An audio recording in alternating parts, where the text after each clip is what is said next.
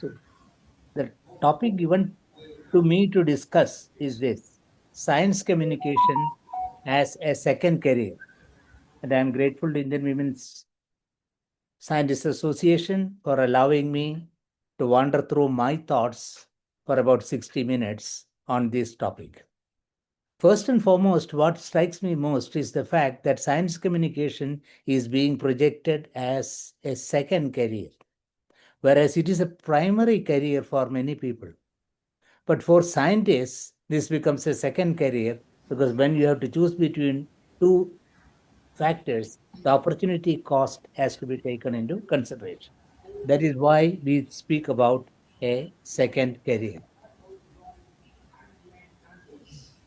Yes. Why should we communicate science? Those who know science, they do it. Those who don't know, they communicate. That's what George Bernard Shaw once upon a time. He was defining teachers and he said, those who know, they do, and those who don't, they teach. So in science communication also, the Shavian paradigm becomes important. But we find that the ability to speak on science is very different from the ability to do science. And you need a little retraining of the mental mindset for this. Science communication becomes a flexible affair. It becomes independent of the institution. But if you are an outreach officer of a department, you will have to voice, you will be his or her master's voice. Therefore, institution independent science communication is normally fostered by universities. And that is why we have degrees in science communication. And I'm particularly happy to share with you that the Ministry of the National Council of Science Museums has started a science course, MTech in science communication. And that is students with PhD and engineering MTech are coming to take a degree MTech in science communication. This shows the academic underwriting of science communication as an independent domain. We also find many universities now starting science communication for their engineers. In fact, science communication, I should say, is matured into engineering communication. The most important reason for this being that it's socially impactful, it builds public trust, and it enables the senior people to do mentoring. And above all, there is a convergence, converting experience into influence, which is most required at the local levels when scientific and industrial institutions are being built, and a lot of lobbying with the political voices, and even at the democratic level, at the grassroots level, with the panchayats and the Nagar Sevaks. So that is one aspect which we keep in mind. So the lab identity or the research identity which we have to put on a new cap. And that will be from the researcher to the communicator. The rigor and the extreme precision and accuracy and error freedom which we value most in our research career have to be, I'm not saying they should be jettisoned or abandoned for a minute, but you may have to use paradigms, metaphors, and similes so that it is understood at the appropriate level. And the appropriate level means depends upon whom you are speaking to. If you are speaking to, normally what we a science communicator puts as a gold standard of science communication is this. You look at a 14-year-old child. A 14-year-old child who is fit for Program International Student Assessment, the PISA test, that's being conducted in about 110 countries. And that is the minimum package of science, चला दो अगर चला सकते तो which is the minimum package which we expect even a common man to possess. So that's the target audience we normally keep. And if you are able to convey your thoughts and ideas and concepts to a 14-year-old PISA student, we will think that's the gold standard. Perfectly fine.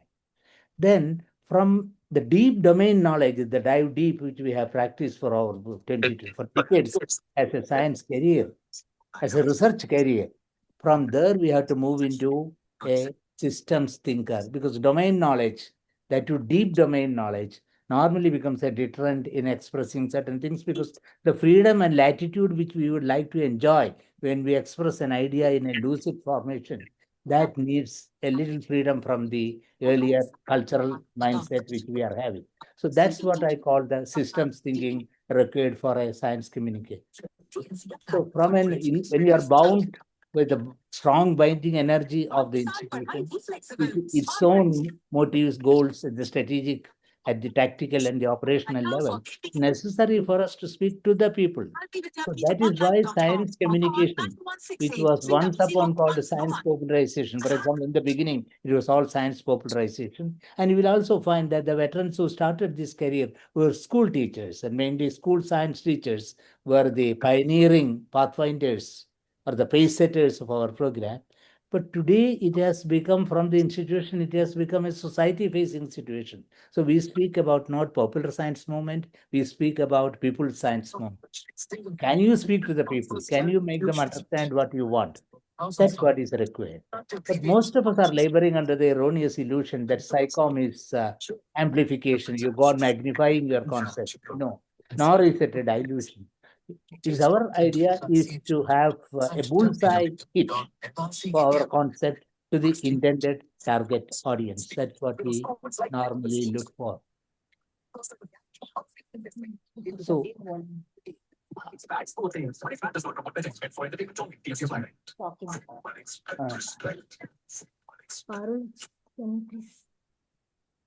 is there any background noise coming up?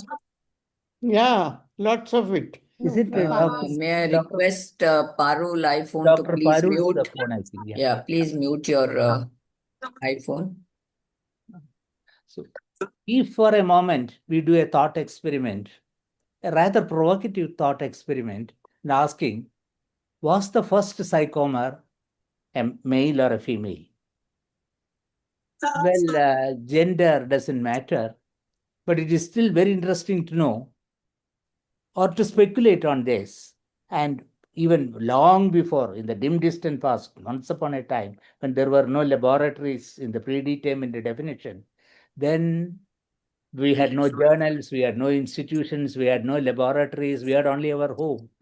But then there was a sort of knowledge domain in which we operated, particularly in our therapeutic, the food we eat, the plant science would have been exceptionally developed. And who would have been the person behind that? Sociobiologists rhetorically state and articulate that it was a hunter-gatherer society in which human civilization has evolved.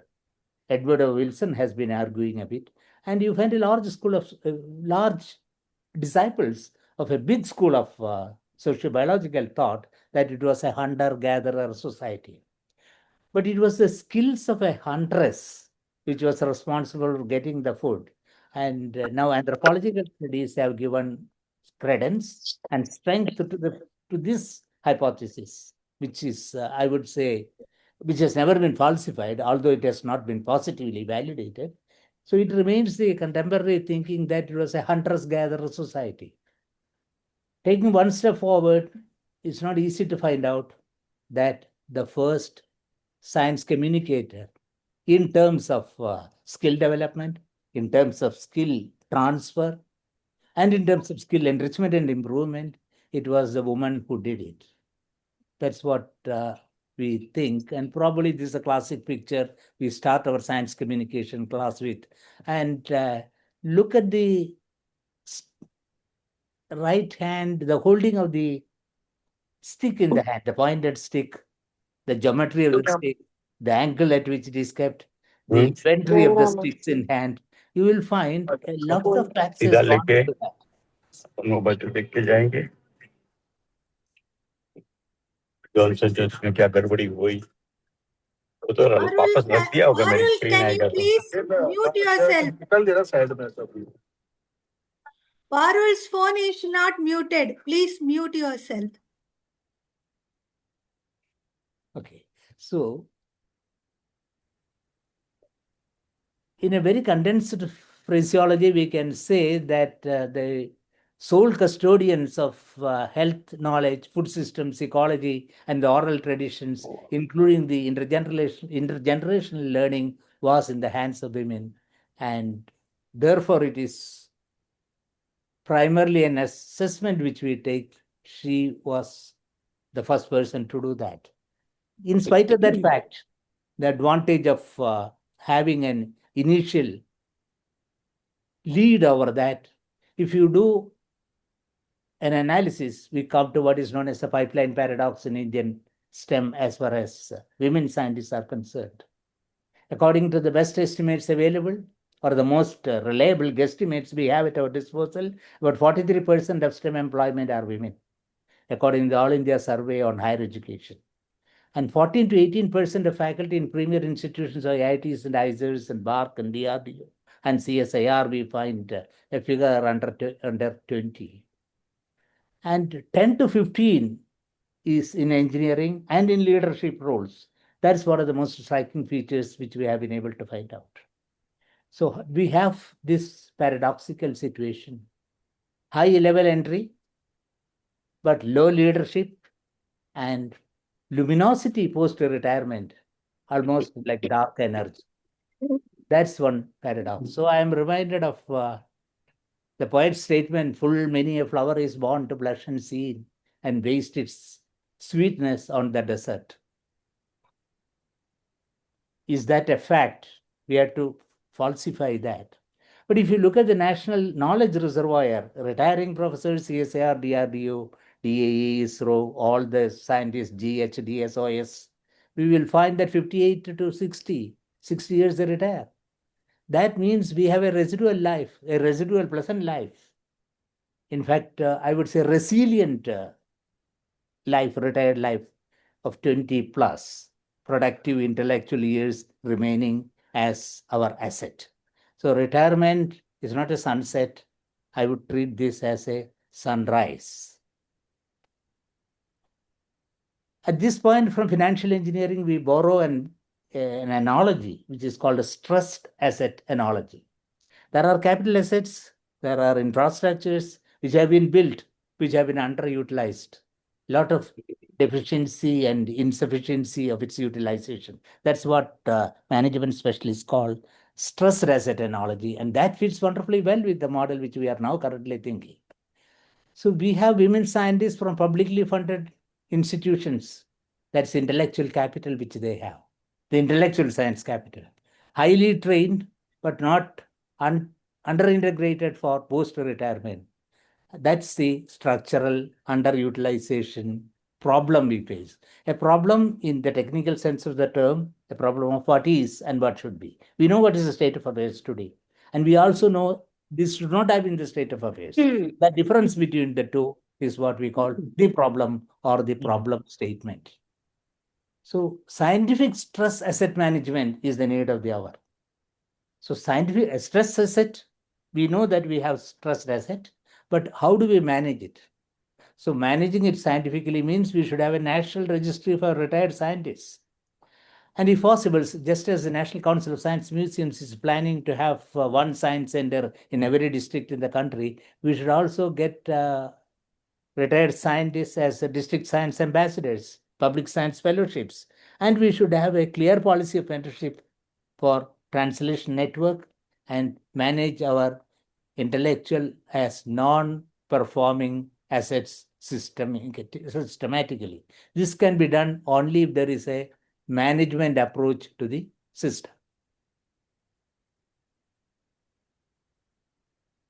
Well, a rough back of the envelope calculation which is done will show you that the pipeline attrition gap, if you do the earlier numbers, if those numbers mean anything to us, with the expected women at 43%, then taking it to 1 lakh, we calculate 43%. And then you will find that envelope calculation will show you that 500,000 scientist years are lost by the pipeline attrition mode alone, to which another 315,000 scientist years are lost as post-retirement underutilization. Unless we quantify the potential loss we have, we will never be able to take this message to the policymakers, to speak to the MPs and to the powers that be in the central place. It's absolutely necessary. We should arrive at some numbers quantitatively, no matter how uncertain or how different they could be. This is coming to the visible scientists, because this is a phase which we are very familiar with. and most of them are socially well known across the textbooks. So I don't have to go into that. But I just wanted to bring in two people. Once upon a time, probably when I was looking after the media relations in my earlier job, I spoke to the editor of Femina and asked to portray some of the women scientists of my department. And we prepared a list of 20 and gave it to the editor. Came out properly. Probably that was one of the first media assignments which I had the privilege of piloting.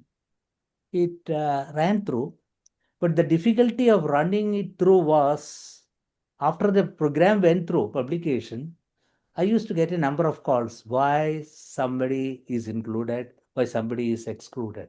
So the policy exclusion principle type of problem arose as a result of selecting. So every selection means rejection. And you cannot have very absolute criteria for that. So that is one of the problems of projecting the luminous phases of our science. But recently we found that Dr. Shailaja, who is now the head of the business systems of the CSIR for their innovation complexes moving around, it was put on the CEO magazine's front page. We had no problems. Now, as far as science communication is concerned, because Shailaja has been helping us enormously in science communication endeavors. So particularly, we don't call it science communication. Now it's more on engineering communication or innovation communication, because that's the most socially relevant aspect today. Because science communication has become extremely well established. Your textbooks on the subject. Once a textbook comes on a subject, you can rest assured that it has been absolutely concretized, or to that extent fossilized too. Now look at Sukyung Yu. She was the president of the PCST, and as a world leader in science communication, she has done wonderful work. Not only that, an Asian renaissance in science communication is being vectored by her. She calls it STEM communication. So we look up to, of course, earlier we had the whole of PCST, we have a powerful presence of women scientists. This is one of the classic pictures I get whenever I do a literature survey on the subject. So we need a reframing, a brave new reframing of the situation. Not as a second career, but a second career as good as or better than a primary career. It was Mao Zedong who first said, and that's taken in the UN Declaration on March 8, we are going to have a group of Indian women going to the United Nations on the World Women's Day. And one of the documents which is looking into the women in the science for girls and women, it was only 2 days ago when we had a discussion on this topic. Mao Zedong famously said that half the sky belongs to women. And it was a rhetoric of the highest magnitude at that point of time. But the difficulties in accomplishing the legitimate right of half the sky to them, is pretty tough even in most advanced countries. And that's why Fidel Castro immediately retorted and said, we need a revolution within a revolution to accomplish that. That revolution within the revolution remains an unfinished task even today. And very conscientious efforts are required to take it to the next stage. So for retired women scientists, extending their scientific identity beyond institutional roles, converting decades of research into public wisdom, it will also help what is called the next generation. I call it grandparenting, that helps to build it within the society and serve as an evidence-based voice in society. I mentioned this in particular because one of the people science movements of India, the Kerala Shastra Sahitya Parishad, they have about 25,000 women engaged in, I wouldn't say science communication, but in science-related activities. That is interaction with the society in an both intensively and extensively. So there we have gained a lot of experience on taking science to the people.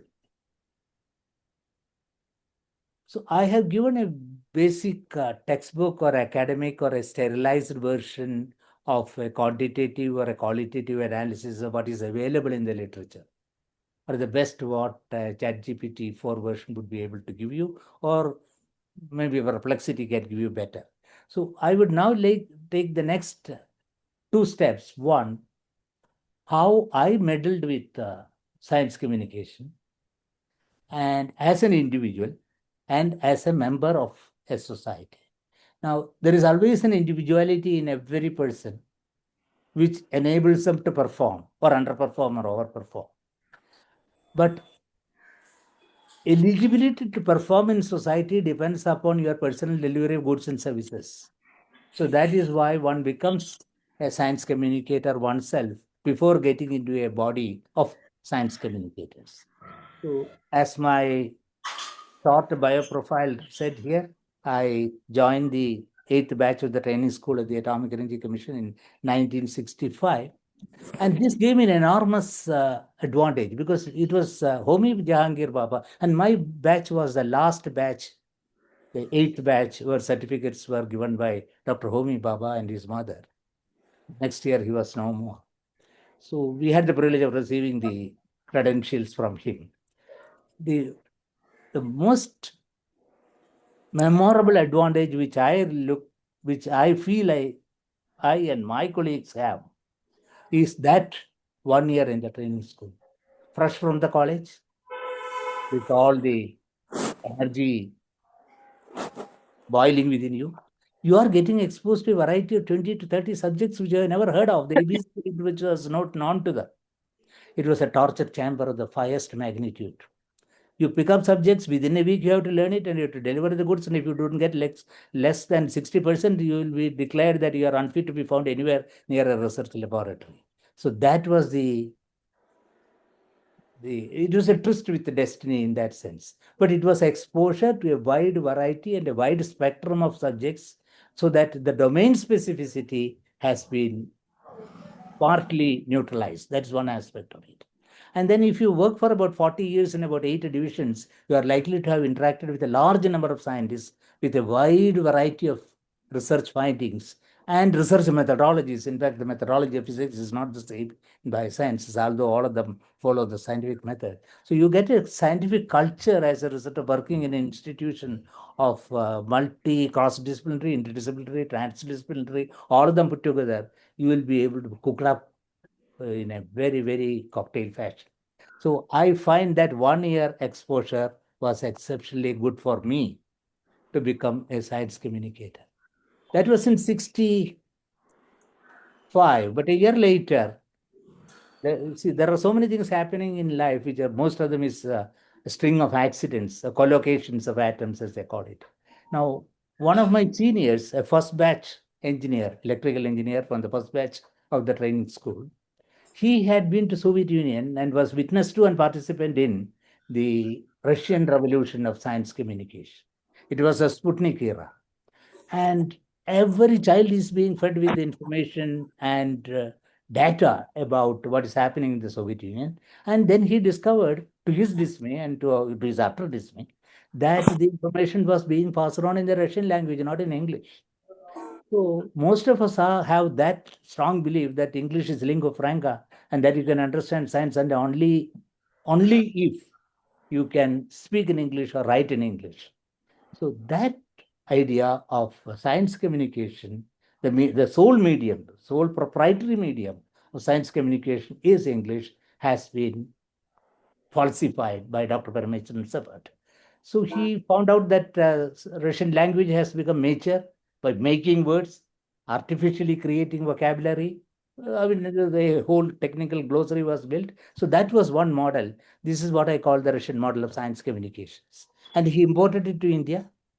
And when he come back to India with his PhD in nuclear engineering from USSR, he got hold of 100 scientists here. And he said, let 100 flowers bloom. He caught 100 of us, and I was one of the, along with other 99 or 100, we underwent a master training with him. He said, let's try to speak science in our mother tongue. So we had the Federation of Indian Language Science Associations. And the first thing we did was, every month we should write an article and present it to a conference in our regional language. So we tried doing that. And we were also told that 500 words should be created in the language by Sanskritizing or indigenizing the Sanskritized word to the vocabulary. So that was a process of vocabulary building, and we went through that. And Dr. MP is affectionately called MP, and he has been the pioneer of science communication as it is. Particularly, I wouldn't say science communication because we started with science popularization, and then we went into science communication through an interim phase, and finally to people science movement. Well, in 1970, I had a unique opportunity of becoming a professional science communicator. It was in Osaka Expo 70, and Dr. Sarabhai decided that India's atomic energy and space science should be kept there for a year, explaining to the world population what our dreams are and what we plan to do. So I had the privilege of being deputed for this job, and for a year I was explaining science communication on behalf of the department. So that was my official induction into this. This gave me enormous opportunity to interact with science communicators of other countries, and also how a dream of a nascent nuclear or space India is to be projected to the world in terms of reality. So we had a Rohini Menega rocket samples in our hands. At that time, if you historically compare, Japan was sending its powerful sounding rockets from Uchinuri. In spite of that, we told what are our dreams, and the peaceful use of atomic energy was explained to the people.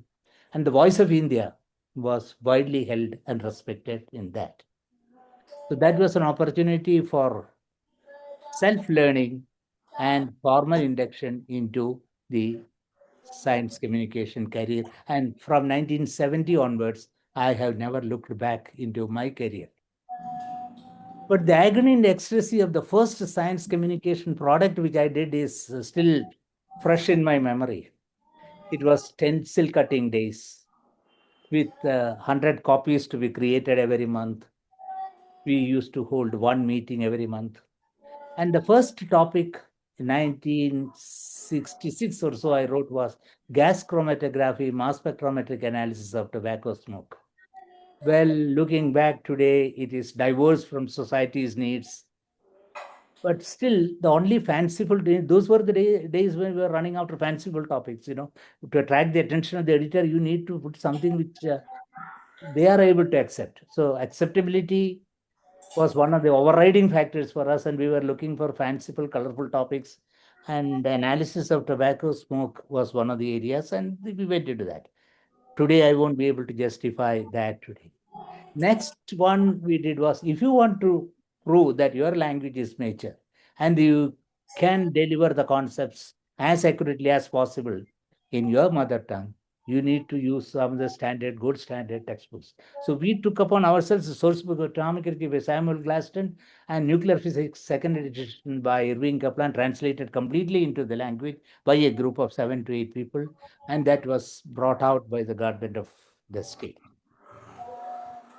Those were the running grounds for it. But then later came an opportunity to interact at the societal level. And that level was when Seaborg, who was the chairman of the Atomic Energy Commission, wrote a letter to Indian Atomic Energy Commission, Sarabhai, that the concept of desalination is worth trying for.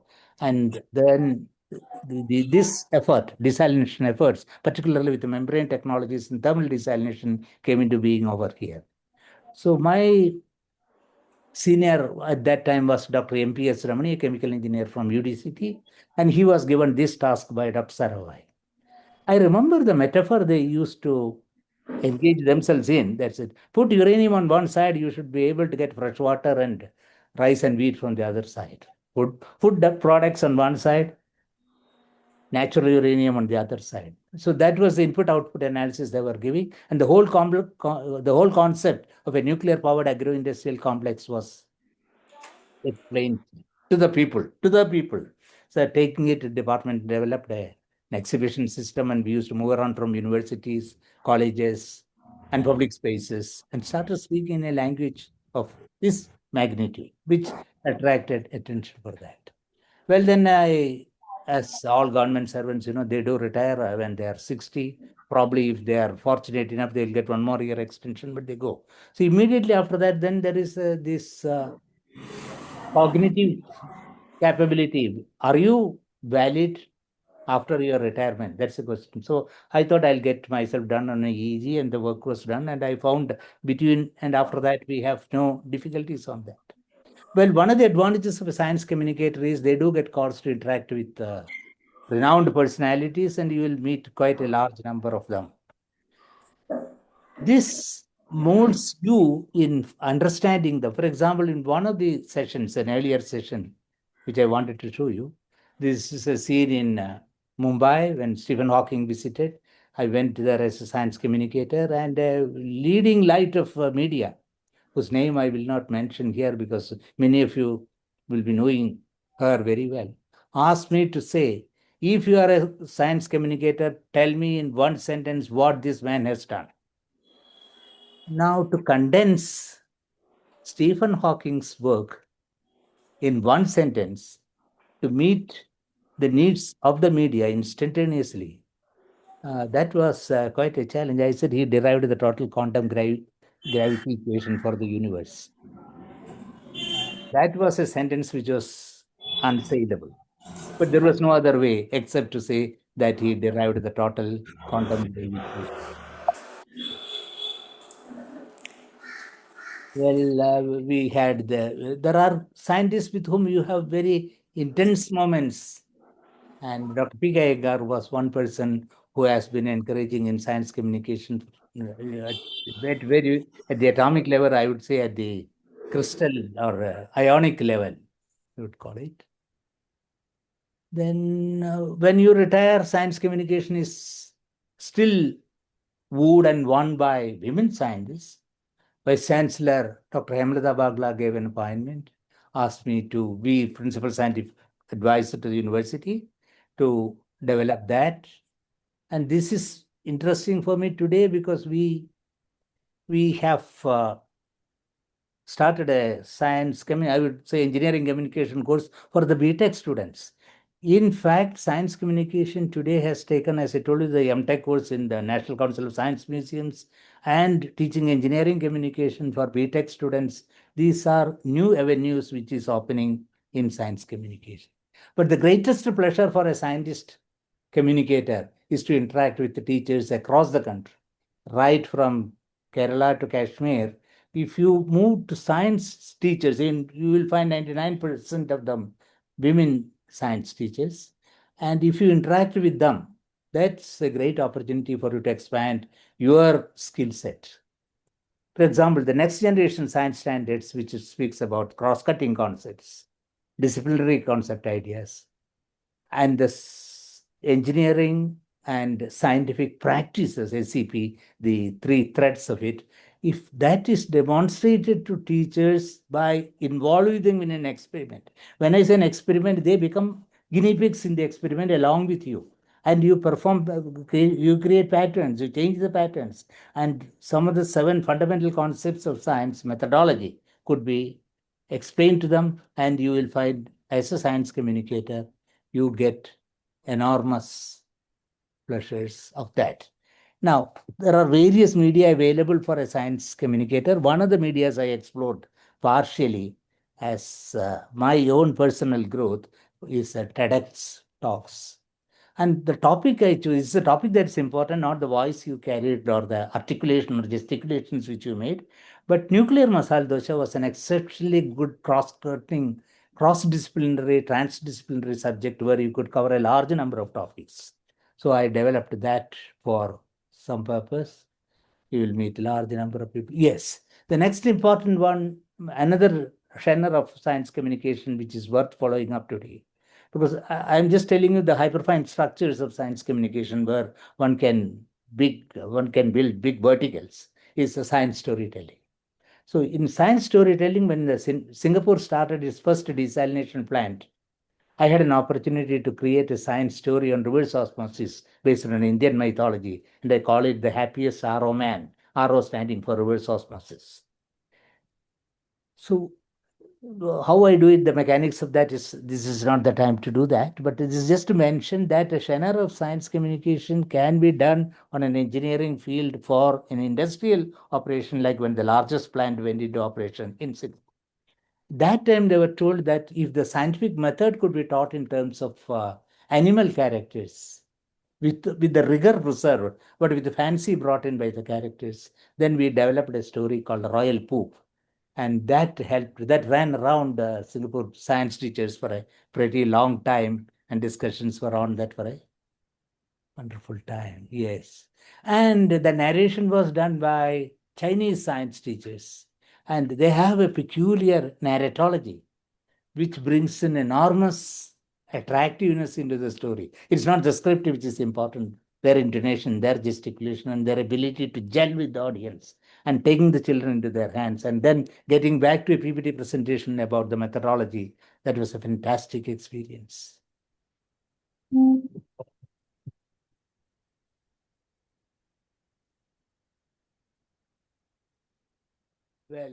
now I come back. I'm sorry. I'm sorry for the interruption. Yes. Now I come back to today. So this morning I had the privilege of writing a science communication piece for one of the popular Kerala magazines called Malayalam Manorama, which has a readership of 8 million readers. The topic is Kerala, a diabetic state. Should it eat mangoes or not? Now, this is a topic which is based on clinical experience, but you are entering into the treacherous and dangerous field of medical advice. The caveat is given, as the media says, no action should be taken based on the information given here until you consult personally your physician. You know, all those legal phraseology is being widely used. But when you prepare the method, what astonishes me most is, as a psychomer, today the media's expectation and the editor's expectation are exceptionally high. They ask you, if you write 500 words, have you got an English version of 2000 words? Send it to us. Give 3 citation references for this. Then you make a condensed one, you translate, give it to us. Then our language editor will clear it. And as soon as it is cleared, you make a 1-minute video in your voice owning up the text. Now, these are the official occupational hazards, I wouldn't say hazards, or the protocols which a psychoma today has to go through, which I went through this morning. Of course, science communicators can write books. Book writing is fine. You can also interact with the people at very close levels. And in fact, sometimes these encounters have unintended consequences. Well, I remember very distinctly, I had an interaction with Professor M.S. Swaminathan in a talk, and he said, Icornia crassipus growing wild over there would probably be good for waste management. And you can see the translocation of monovalent ions on that. He made in a school speech. So I picked it up, and later when we developed in the research project, and it could be scaled up to engineering levels thanks to a science communication encounter. One of the most fascinating things for me today as a science communicator is the fact that a WhatsApp group can be created where psychom can be made to be sustained, created, maintained, and nurtured. You can have a maximum of over 1,000 people, but 1,000 people, selected people over that, and keep it for, I have been doing it for the last 6 to 7 years as a purely experimental method. Will it work? Because WhatsApp University is one of the most condemned ones we can think of. But to sustain a WhatsApp group in science communication, providing with peer-reviewed reference information, and creating personal dialogues among the members, that has been one of the very interesting aspects I can think of. And micropsychom is distributed public program today. And there are many groups working on that. Dr. Mansi, how many minutes more I have got? Sir, you may You can carry on. continue. Yeah, you can carry on, sir. No, You continue. You I will now continue. come to an institutional one because the individual is irrelevant and insignificant. So I'll give you a quick drone's view of a people's science movement, how it started and where it stands today. And this is the Kerala Shastra Sahitya Parishad, KSSP, the world's only people's science movement. It started, it actually started in Mumbai at around Shanmugananda Sabha's next door. That's where we started. So we have a population about 35 million in occupying an area of 40,000 square kilometers with a human development index of 0.8. And we are a womanly state. We have 1,084 women per 1,000 men. We are also the most radioactive state because we have 4 milligray per year. The surprising fact is we have 65,000 science activist workers and a network of 1,300 and one science worker per 20,000 of population. That is, in a 10 square kilometer area, we will find 16 of them. This started with the first Malayalam English dictionary written by a German father, Hermann Gundert. So we started the language with German connection. And the first book in this language was written is a botany, is a plant science book, Hortus Malabaricus, which is widely known, and plant scientists know more about it. I told you a short while ago that science popularization efforts around the world, both in Calcutta, in other places too, started with a teacher. So here we have a teacher called PTB. He used to send those postcards. He will send postcards to all science popularizers, write 3 science articles and give me. And put 3 different names because we had hardly 5 or 10 people. So we will put different names, and under that it was published in. That's how the publication started way back in 1960. Then this is a Russian model where the critical mass was attained by a nuclear engineer that I mentioned to you a short while ago. He's still mentoring us what to do and what not to do. That's Dr. M.B. Parameshwaran's heritage. Now, the revolution in science communication took place with Professor S. Shivadas, a professor of chemistry. He was able to sell science books for children below the age of 14, 500,000 copies every fortnightly. And we had 5 million readers in that state, all below the age of... That 14 is very important because we were still keeping the Paisa standard with us. All formats were tried, and he is known as Asimov of Kerala, and he has been instrumental in writing most of us. And here you will find a combination of art being ingrained into science. So the great cultural divide or the dichotomy which Sir C.P. Snow was speaking about, the 2 cultures of science and literature, that was amalgamated or fused into a single system in the initial stage, elementary science education. And an engineer, a mechanical engineer, came as a science communicator, and he went on a literacy campaign. And 100% literacy was established in one district, and one of the classic neo-literates was 96 years old. Perhaps the greatest contribution was done by the dramatic, the thespian form, where the Bertolt Brecht's drama, Life of Galileo, was enacted throughout the length and breadth of the state. So many performances were conducted, and the science consciousness was created by this dramatic performance across this.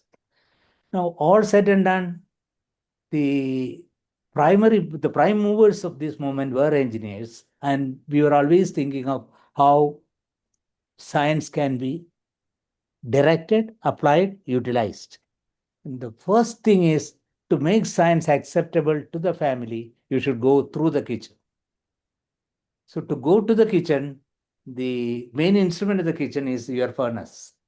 That's where most people who work there suffer. Lacrimatory gases, insufficient ventilation, all sorts of things will happen. So bringing in an engineering design with a minimum cost, optimization on frugal engineering, we tried to do that, and a furnace was created. This helped the people science movement to go to every house, and they were welcome at every house because in the kitchen, the situation became pretty good. At the domestic level, fine, but at the social level, we still had problems.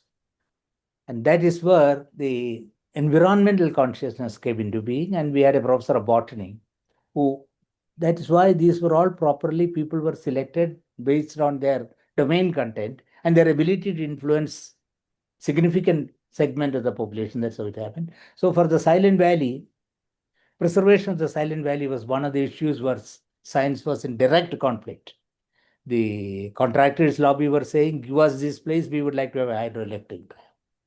But we used to say the lion-tailed monkey is here. It is on the brink of extinction unless something is done to preserve for it. So Professor M.G.K. Menon was secretary to the government of India at that point of time. And the question was, would you care for the monkey or for the man? And then Menon said, we would better care for the monkey than for the man. And the Silent Valley was preserved. Then Madhav Gadgil campaigned and a revolutionary campaign was conducted. And today the place has been beautifully preserved, at least free from the harsh attacks of the industrial lobby. That time we also had problems with Coca-Cola, one of the industrial giants of our time, and the Plachimada Declaration of Water. That is when we detected geohydrologically that there is drinking water is getting polluted with lead and zinc from the residual waste coming from the Coca-Cola factory. We had a fight directly with it. That is, a strike was planned. We boycotted their products. And the Plachimada Declaration, a UN declaration, came into being thanks to a people's science movement. Then we had a minister who was a politician, who was a school teacher. Her arrival into the screen helped us to galvanize this movement still further. So there have been personalities who have been helping for that. But all said and done, it is done, ultimately, it is the wealth or the money that matters. So a logistic system of supply chain management, including the concept of Kudumbashree, that is women empowerment by a trained economist, was undertaken, and the systematic planning and developmental science became a part of science communication. And that did wonderful work for us. So these are some of the actors, the dramatis personae of a great drama that was enacted in a place called Kerala, which was described as a lunatic asylum by Vivekananda, and which Dr. M.B. Parameswaran told me and my friends that a certain amount of madness is necessary to do anything good. Well, that has been a rambling for about an hour on the SciComm terrain, the mountains and valleys, looking back in flashback. It's a pleasure to see that. But in the days to come, or in the years to come, in the next 4 or 5 years, you will find tremendous tectonic changes in the science communication field, because the paradigms of the global north will no longer be accepted for STEM communication in the global south. And enough critical mass has been created to have an independent, autonomous, and development oriented communication system for the global south. Stop here. Thank you for the attention and time given to me.